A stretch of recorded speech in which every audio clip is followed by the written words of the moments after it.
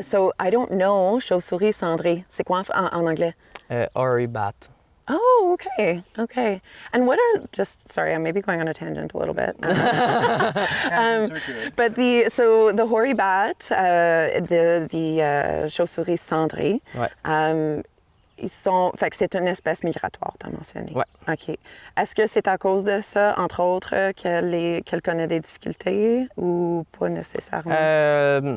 La chauve-souris cendrée, elle va être en difficulté elle va avoir de la difficulté à migrer parce que certains lieux dans son carrefour migratoire vont être plus dégradés que d'autres. OK.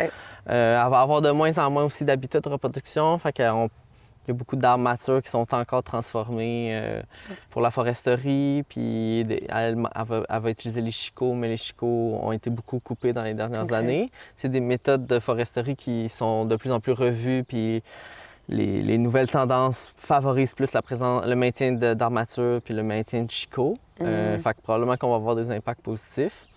Puis tantôt, on parlait aussi de la petite chauve-souris brune, mais elle, le plus grand problème qu'elle a, c'est le syndrome du museau blanc. Oui, donc, c'est un champignon qui s'est installé dans les populations qui venaient d'Europe, puis qui a été comme leur grosse COVID à eux. Là. Ils ont perdu, pour la petite chauve-souris brune, c'est 90 de la population qui a disparu du Québec. Là. Depuis quand?